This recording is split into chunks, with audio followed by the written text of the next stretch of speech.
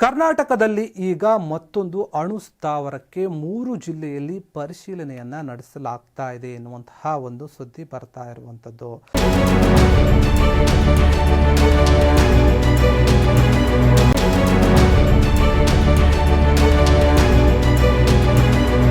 ವಿಜಯಪುರ, ಕೊಪ್ಪಳ, ರಾಯಚೂರು ಈ 3 ಜಿಲ್ಲೆಗಳಲ್ಲಿ ಯಾವ ಜಿಲ್ಲೆಗಳಲ್ಲಿ ಈ ಒಂದು ಅಣು ಸ್ಥಾವರ ಫೈನಲ್ ಆಗುತ್ತೆ ಎನ್ನುವಂತಹ ಪ್ರಶ್ನೆ ಮೂಡಿದೆ.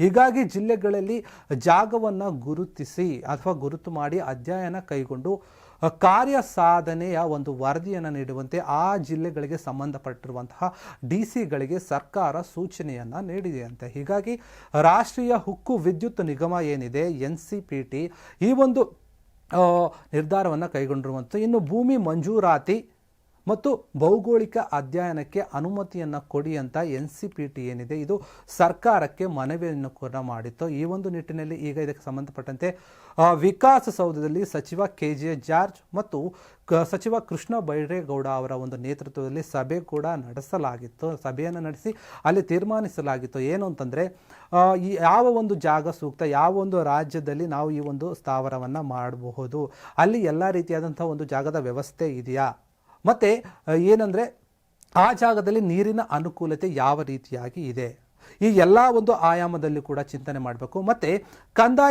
ಕಂದಾಯ ಭೂಮಿಗೆ ಸೇರಿದ ಜಾಗ ಎಷ್ಟಿದೆ, ಅರಣ್ಯ ಇಲಾಖೆಗೆ ಸೇರಿದ ಜಾಗ ಎಷ್ಟಿದೆ, ಈ ಒಂದು ಸ್ಥಾವರವನ್ನು ನಾವು ಸ್ಥಾಪನೆ ಮಾಡೋಕೆ ನಮಗೆ ಎಲ್ಲ ರೀತಿಯಾದಂತಹ ಅನುಕೂಲತೆ ಇದೆಯಾ ಎನ್ನುವಂತಹ ನಿಟ್ಟಿನಲ್ಲಿ ಏನಂದರೆ ಒಂದು ವರದಿಯನ್ನು ಕೊಡಬೇಕು ಅಂತ ಆ ಒಂದು 3 ಜಿಲ್ಲೆಗಳಿಗೆ ಸಂಬಂಧಪಟ್ಟಂತಹ DCಗಳಿಗೆ ಮತ್ತು ಅಧಿಕಾರಿಗಳಿಗೆ ಸರ್ಕಾರ ಸೂಚನೆಯನ್ನು ನೀಡಿರುವಂಥದ್ದು.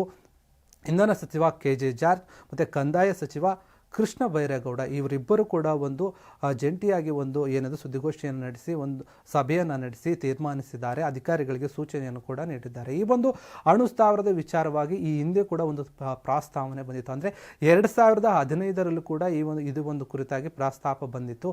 ಆ ಸಮಯದಲ್ಲೂ ಕೂಡ ಕಾಂಗ್ರೆಸ್ ಸರ್ಕಾರವೇ ಕೂಡ ಏನದು ಅಧಿಕಾರದಲ್ಲಿತ್ತು. ಹೀಗಾಗಿ ಈ ಒಂದು ವಿಷಯ ಈಗ ಮತ್ತೆ ಮುನ್ನೆಲೆಗೆ ಬಂದಿರುವಂಥದ್ದು. ಈ 3 ಜಿಲ್ಲೆಗಳಲ್ಲಿ ಯಾವ ಜಿಲ್ಲೆ ಸೂಕ್ತ, ಯಾವ ಜಿಲ್ಲೆಗಳಲ್ಲಿ ಈ ಒಂದು ಸ್ಥಾವರವನ್ನು ಸ್ಥಾಪಿಸಿದರೆ ಉತ್ತಮವಾಗಿರುತ್ತೆ ಅಂತ ಚರ್ಚೆ ನಡೀತಾ ಇದೆ. ಇಲ್ಲ 3 ಜಿಲ್ಲೆಗಳಲ್ಲಿ ಮಾಡಬಹುದಾ, ಇಲ್ಲ ಒಂದು ಜಿಲ್ಲೆಯಲ್ಲಿ ಮಾಡಬಹುದಾ ಎನ್ನುವಂತಹ ಒಂದು ಚರ್ಚೆಗಳು ನಡೀತಾ ಇರುವಂಥದ್ದು. ಇನ್ನು ವಿಜಯಪುರದ ಅಂದರೆ ಯಾವ್ಯಾವ ಜಿಲ್ಲೆಯಲ್ಲಿ ಎಷ್ಟೆಷ್ಟು ಒಂದು ಸಾಮರ್ಥ್ಯದ ಒಂದು ಭೂಮಿ ನಮಗೆ ಸಿಗುತ್ತೆ ಅಥವಾ ಎಷ್ಟು ಮೆಗಾವ್ಯಾಟ್ನ ಒಂದು ಸಾಮರ್ಥ್ಯ ಇದೆ ಅಂತ ನಾವು ಗಮನಿಸೋದಾದರೆ ವಿಜಯಪುರದ ಮಣ್ಣೂರಿನಲ್ಲಿ 1200 ಎಕರೆಯಲ್ಲಿ 2000 ಮೆಗಾವ್ಯಾಟ್ನ ಒಂದು ಸಾಮರ್ಥ್ಯ ಹೊಂದಿರುವಂಥದ್ದು.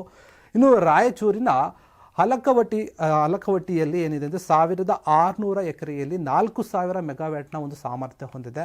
ಕೊಪ್ಪಳದ ಕುಕ್ಕನಪಲ್ಲಿಯಲ್ಲಿ ಏನಿದೆ 2000 ಎಕರೆಯಲ್ಲಿ 6000 ಮೆಗಾವ್ಯಾಟ್ನ ಸಾಮರ್ಥ್ಯ ಹೊಂದಿರುವಂತಹ ಒಂದು ಅಣು ಸ್ಥಾವರ ಘಟಕದ ಒಂದು ಸ್ಥಾಪನೆಗೆ ಅವಕಾಶ ಇದೆ. ಈ 3 ಜಿಲ್ಲೆಗಳಲ್ಲೂ ಕೂಡ ಈ ಪ್ರಮಾಣದಲ್ಲಿ ನಾವು ಎಷ್ಟು ಪ್ರಮಾಣದ ಜಾಗ ಇದೆ ಎನ್ನುವಂತಹ ಒಂದು ವರದಿಯನ್ನು ಕೂಡ ಈಗ ನೀಡಿರುವಂಥದ್ದು. ಹೀಗಾಗಿ ಇದಕ್ಕೆ ಸಂಬಂಧಪಟ್ಟಂತೆ ಕ್ರಮವಾಗಿ ಅಲ್ಲಿ ನೀರಿನ ಅಗತ್ಯ ಕೂಡ ಇರುತ್ತದೆ. ಅಂದರೆ ಈ 3 ಜಿಲ್ಲೆಗಳಲ್ಲಿ ಕ್ರಮವಾಗಿ 824 TMC, 960 TMC ಮತ್ತು 2160 TMC ನೀರು ಬೇಕು ಈ ಒಂದು ಅಣು ಸ್ಥಾವರವನ್ನು ಅಂದರೆ ಸ್ಥಾಪನೆ ಮಾಡೋಕೆ. ಹೀಗಾಗಿ ಈ ಒಂದು ವಿಚಾರದ ಕುರಿತಾಗಿ ಅಧಿಕಾರಿಗಳ ಜೊತೆ ಸಂಬಂಧಪಟ್ಟಂತಹ ಸಚಿವರು ಅಧಿಕಾರಿಗಳ ಜೊತೆ DCಗಳ ಜೊತೆ ಒಂದು ಸಭೆಯನ್ನು ಕರೆದು ಚರ್ಚೆಯನ್ನು ಮಾಡಿ ಆ ಭಾಗದಲ್ಲಿ ಭೂಮಿ ಎಷ್ಟು ನಮಗೆ ಭೂಮಿ ಸಿಗುತ್ತೆ, ಆ ಭೂಮಿಯನ್ನು ನಾವು ತೆಗೆದುಕೊಳ್ಳೋಕೆ ಅಲ್ಲಿ ಏನಾದರೂ ನಮಗೆ ಅಂದರೆ ಅಡ್ಡಿ ಆತಂಕಗಳು ಏನಾದರೂ ಇದೆಯಾ, ಆ ಭಾಗದಲ್ಲಿರುವಂತಹ ಜನರಿಗೆ ಈ ಒಂದು ಸ್ಥಾವರ ನಿರ್ಮಾಣ ಮಾಡೋದ್ರಿಂದ ಎಷ್ಟು ಅನುಕೂಲ ಆಗುತ್ತೆ, ಅನಾನುಕೂಲ ಆಗುತ್ತೆ, ಈ ಎಲ್ಲ ಒಂದು ವಿಷಯದ ಕುರಿತಾಗಿ ಚರ್ಚೆಯನ್ನು ಮಾಡಿ ಸಂಪೂರ್ಣ ಒಂದು ವರದಿಯನ್ನು ಸಲ್ಲಿಸಿ ಅಂತ ಅಧಿಕಾರಿಗಳಿಗೆ ಸೂಚನೆಯನ್ನು ನೀಡಿದ್ದಾರೆ. ಈ ನಿಟ್ಟಿನಲ್ಲಿ ಅಧಿಕಾರಿಗಳು ಕೂಡ ಈ ಒಂದು ವಿಷಯದ ಕುರಿತಾಗಿ ಅಧ್ಯಯನ ಕೂಡ ಕೈಗೊಂಡಿರುವಂಥದ್ದು. ಇದರ ಒಂದು ವರದಿಯನ್ನು ಸಲ್ಲಿಸಿದ ನಂತರ ಎಲ್ಲಿ ಒಂದು ಸ್ಥಾವರವನ್ನು ಈ ಒಂದು ಸ್ಥಾವರವನ್ನು ಸ್ಥಾಪನೆ ಮಾಡಿದರೆ ಅನುಕೂಲ ಆಗುತ್ತೆ ಎನ್ನುವಂತಹ ಒಂದು ಚರ್ಚೆ ನಡೀತಾ ಇದೆ. ನೋಡಬೇಕು ಯಾವ ಒಂದು ಜಿಲ್ಲೆಯಲ್ಲಿ ಈ ಒಂದು ಸ್ಥಾವರದ ಒಂದು ಫೈನಲ್ ಆಗುತ್ತೆ ಅಂತ.